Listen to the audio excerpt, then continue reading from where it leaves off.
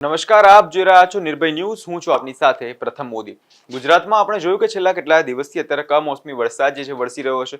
માવઠા સ્વરૂપનો જે આ વરસાદ છે તેની અસર અત્યારે ભારે જે સૌરાષ્ટ્રના ભાગો છે ત્યાં વધારે જોવા મળી રહી છે. આપણે દક્ષિણ ગુજરાતના ભાગો છે તેમાં જોવા મળે છે અને આજથી હવે જે મધ્ય ગુજરાતનો ભાગ છે તે વિસ્તારોમાં પણ આ વરસાદની અસર જે જોવા મળે છે. સવારથી આપણે જોઈ રહ્યા છીએ જે માવઠા સ્વરૂપનો વરસાદ જે ઝરમર વરસાદ જે છે અમુક વિસ્તારોમાં વરસી રહ્યો છે, પણ સૌરાષ્ટ્રના ભાગોમાં તેની અસર તે ભારે જોવા મળી રહી છે. ખેડૂતોને જે ડર સતાઈ રહ્યો છે કે તેમના પાક નુકસાન થઈ રહ્યા છે.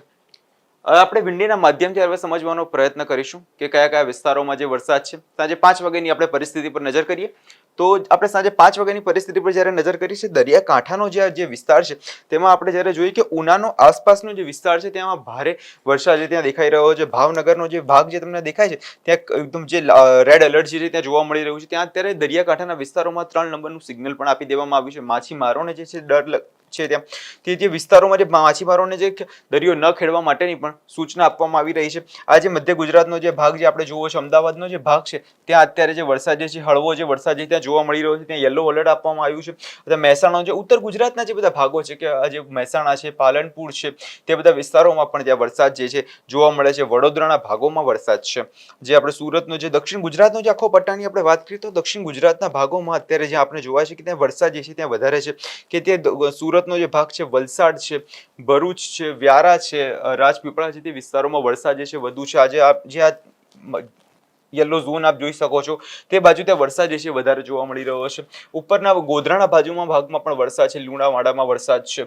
હિંમતનગરમાં વરસાદ છે. ઉત્તર ગુજરાતના ભાગમાં આપણે જ્યારે જોઈએ છીએ ત્યારે અત્યારે હળવો વરસાદ જે જોવા મળે છે. પણ વરસાદની જે સૌથી ભારે અસર છે જે આપણે સાંજે 5 વાગ્યાની પરિસ્થિતિની જ્યારે અત્યારે આપણે વાત કરીએ છીએ તો સાંજે 5 વાગ્યાની પરિસ્થિતિમાં ભાવનગરનો જે આ ભાગ છે ત્યાં વરસાદ જે છે વધુ જોવા મળે છે. હવે આપણે સાંજે 6 વાગ્યાની પરિસ્થિતિ પર જ્યારે ધીમે નજર કરીએ કે સાંજે 6 વાગ્યાની પરિસ્થિતિ કેવી રહેશે તો સાંજે 6 વાગ્યાની પરિસ્થિતિ એ જ રીતે કે ભાવનગરના જે ભાગમાં જે વરસાદ જે છે વધુ જોવા મળે છે. પણ તે જ રીતે જ્યારે આપણે અહીંયા દક્ષિણ ગુજરાતની વાત કરીએ તો જે રાજપીપળાનો જે નીચેનો ભાગ છે તે રાજપીપળાના ભાગમાં પણ ત્યાં વરસાદ જે છે વધારે જોવા મળી રહ્યો છે.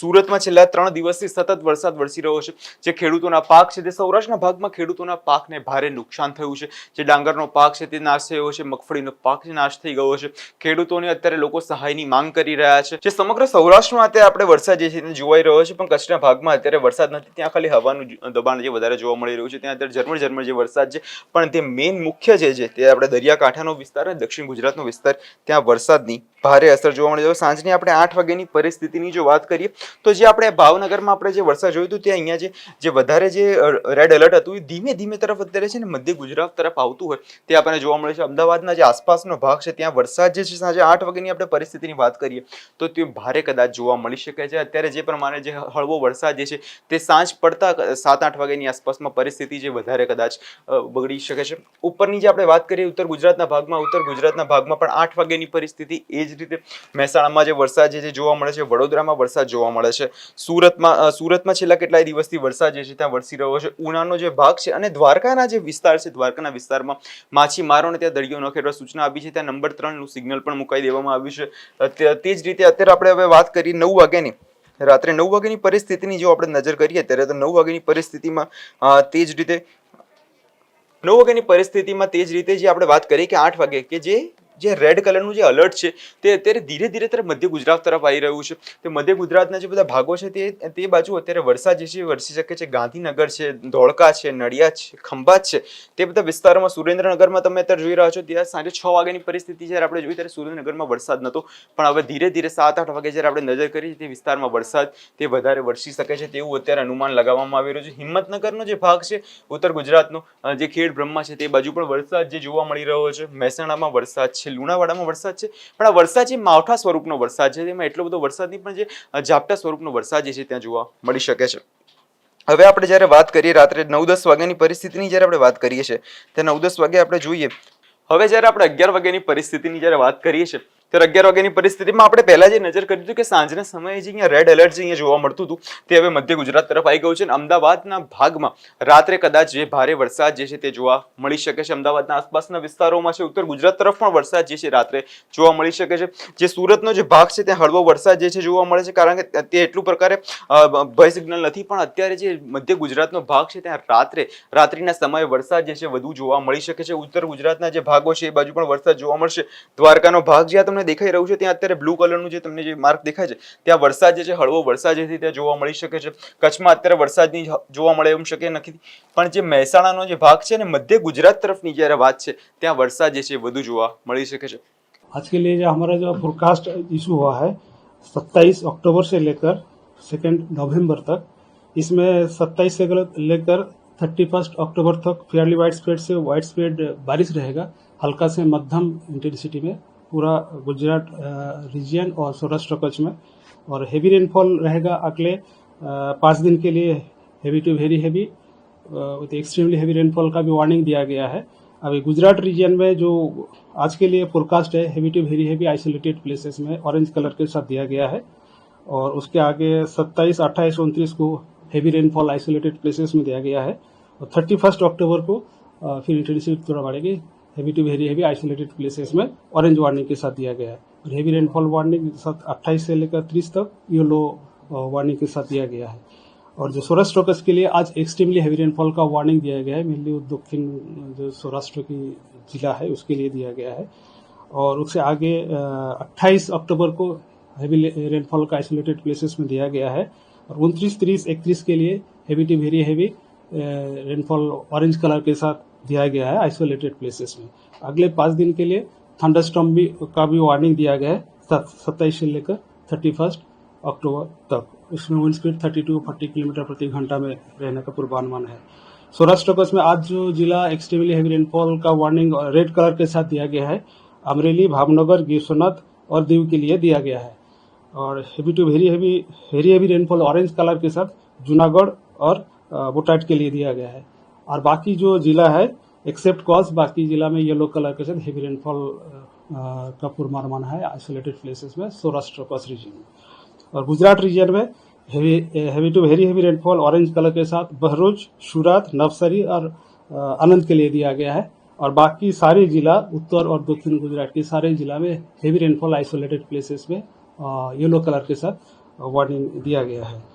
और अभी जो कल के लिए 28 अक्टूबर के लिए गुजरात रीजन में जो जिला अभी हेवी रेनफॉल में आ रहा है, बनासकांठा, पाटन, भरूच, सूरत, नवसारी, वलसाड, डांग, दादरा नगर हवेली. और सौराष्ट्र कच्छ के लिए हेवी रेनफॉल पोरबंदर, जूनागढ़, अमरेली, भावनगर, द्वारका, गिर सोमनाथ, दीव और कच्छ के लिए दिया गया है. अभी जो सिस्टम अभी सक्रिय है, डिप्रेशन अभी पूर्व मध्य अरब सागर के ऊपर परसिस्ट कर रहा है. इसका जो मूवमेंट है उत्तर उत्तर पूर्व दिशा में है. अभी exact location 16.4 degree north, 66.9 degree east. इसका जो लोकेशन है पंजिम से पश्चिम दिशा में 750 किलोमीटर दूर है. It is likely to move nearly उत्तर उत्तर पश्चिम दिशा में अगले 48 घंटा में. और एक ट्रफ लाइन अभी पास कर रहा है जो हमारा डिप्रेशन है, इसके साथ जो एसोसिएटेड अपर साइक्लोनिक सर्कुलेशन है वहां से पश्चिम मध्य प्रदेश तक एक ट्रफ लाइन अक्रॉस उत्तर पूर्व अरब सागर होते हुए दक्षिण गुजरात होते हुए 1.5 बिटवीन 1.5 एंड 3.1 किलोमीटर अब मीन सी लेवल के ऊपर ये परसिस्ट कर रहा है ट्रफ लाइन. एक डब्ल्यूडी परसिस्ट अभी पास कर रहा है along 70 degree east and 30 degree north.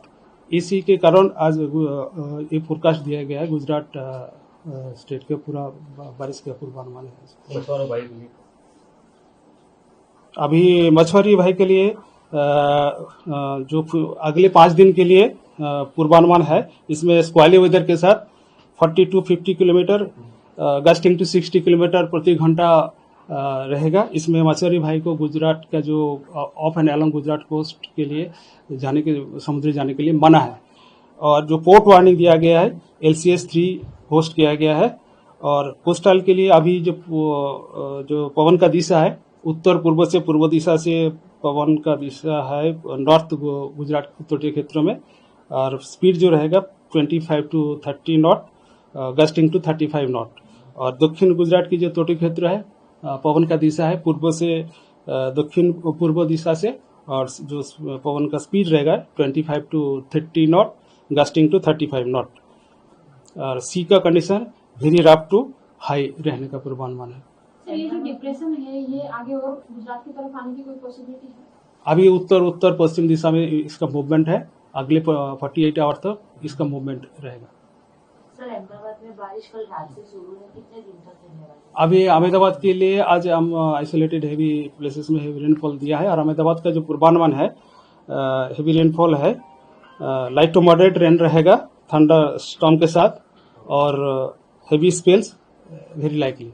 તમારા વિસ્તારમાં કેવો વરસાદ છે તે અમને કમેન્ટ કરી જરૂરથી જણાવજો અને અમારી ચેનલ નિર્ભય ન્યૂઝને લાઇક, શેર અને સબસ્ક્રાઇબ કરવાનું ભૂલશો નહીં।